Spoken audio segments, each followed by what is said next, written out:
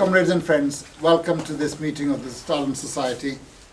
As usual, we always choose the topics to discuss which make us most popular.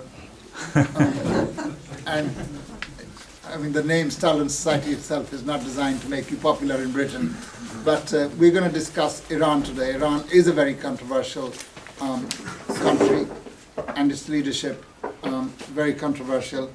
And we've got to have the correct attitude towards Iran, notwithstanding what some of us may feel towards the ideology that guides the ruling circles in Iran, because we are in the business of fighting against imperialism and not moralizing all over the place. So we've got 4 panelists here, experts on various aspects of Iran, and I'm going to ask them to make a statement lasting about 10, at the most 12 minutes each. They can take less, of course, but not too little, because otherwise the point is lost. So they can take about 10 to 12 minutes each and make their statement, and at the end of it, the meeting is open to you to ask questions, to make comments, to praise the panelists, or to denounce them in the most fierce and vehement terms. So I'll start from my left with Giles Shorter. Thank you. I'm not an expert on any aspect of Iran. However, it's impossible to try and do communist work anywhere in Britain at the moment without actually thinking about it and trying to inform yourself, which is what I've tried to do. I'm stung by the failure of soft power to overturn the popular elected government of Iran. US imperialism and its partners in crime in Whitehall are pushing hard again on the economic war front, with the further prospect of war, plain and simple, never far down the agenda. But the harder they press on with their aggression, the deeper the hole they are digging for themselves. Hoping to capitalise on the gap between Iran's plentiful oil resources and her relatively undeveloped refining capacity, the United States now hopes to cow everybody else into endorsing an embargo on gasoline exports to that country. The New York Times has noted that, quote, enforcing what would amount to a gasoline embargo has long been considered risky and extremely difficult. It would require the participation of Russia and China, among others, that profit from trade with Iran. Iran has threatened to respond by cutting off oil exports and closing shipping traffic through the Strait of Hormuz. At a moment that the world economy is highly vulnerable, Iran has enormous leverage over companies and countries dependent on its oil production. Iran experts, so say, from the Brookings Institution, had the following warning to deliver on Capitol Hill.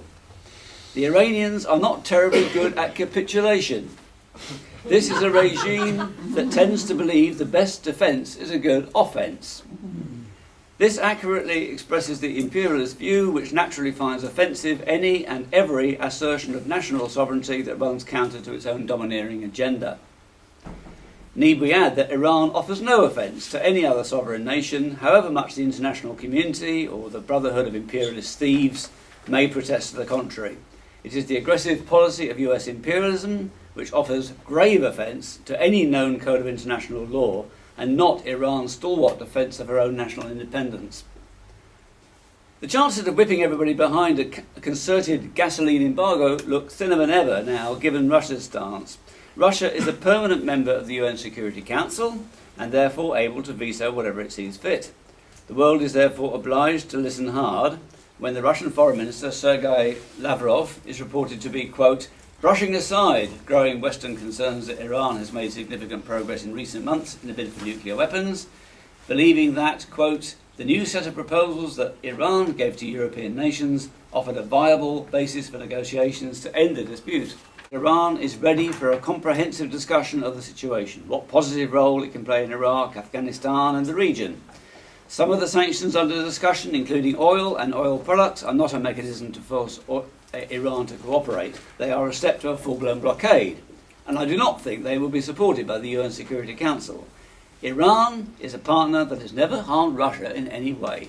Stripped of international consensus, a Washington bent on unilateral imposition of a gasoline embargo would run the risk of having to display more of the same brand of hard power that is already so bogged down and humiliated in Iraq and Afghanistan, igniting a conflagration in the region beyond anything previously encountered by US imperialism in its long and bloody history.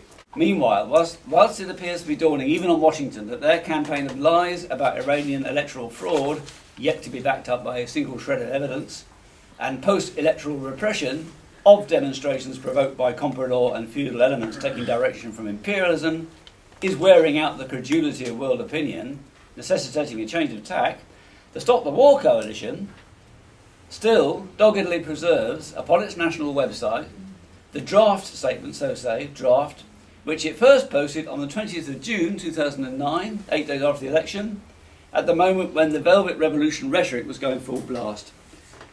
To its credit, the Stop the War statement does open with a correct assertion that, quote, the crisis unfolding in Iran must not become the pretext for a renewed intervention by the USA or Britain in the region. Going on to add that the responsibility of the anti-war movement is first of all to oppose the role of the British government in the region and to prevent its posturing being used as a pretense to justify a US or Israeli military attack against Iran, an attack which would have catastrophic results for the whole Middle East and the Iranian people, not to mention America. Yet, having entered this caveat, the statement then goes trampling on to add fuel to the propaganda fire the CIA has ignited. Well, yes, it says, it would be wrong for us to take any position on the disputed outcome of the Iranian presidential election. As a matter of fact, as an aside, would it be so wrong, actually, to welcome the electoral success of a leadership which owes its relative popularity precisely to its identification with the interests of the poor and the defence of national independence? Has not this result, this election result, in fact, strengthened the independence of Iran, weakened the forces raged against her, and diminished the threat of war, insofar as any action on Iran's part could achieve this end? Is Washington and Tel Aviv's isolation, increasing isolation at the UN, in part a consequence of this very development? But be that as it may, that's not the argument we have with Stop the War as such. Our argument is, well, you know, if you can't say anything nice, don't say anything, basically. The least that could be expected from those pledged to oppose aggression against Iran was silence on all the ballyhoo got up around the election. Instead, hear how Stop the War defends Iran. We do, however, support the right to demonstrate peacefully, just as we support the Iranian people's right to political, trade union and other civil freedoms and to struggle to achieve them. We unequivocally condemn the shooting of protesters and other violations of democratic liberties by the Iranian government. So much for being even-handed. And this draft, they call it a draft statement still, a small footnote at the end of the statement informs us it will be put up for endorsement on Stop the War's National Steering Committee on Saturday, 27th of June, 2009. However, last time I read it, 3 days ago, it was still sitting on the national website, and to greet any chance visitor with a bold headline, Stop the War Statement on the Crisis in Iran. So they may call it a draft, but it's their statement. The good intentions of Stop the War are not in doubt. The work carried out under its banner is important and I believe deserves the support of every communist.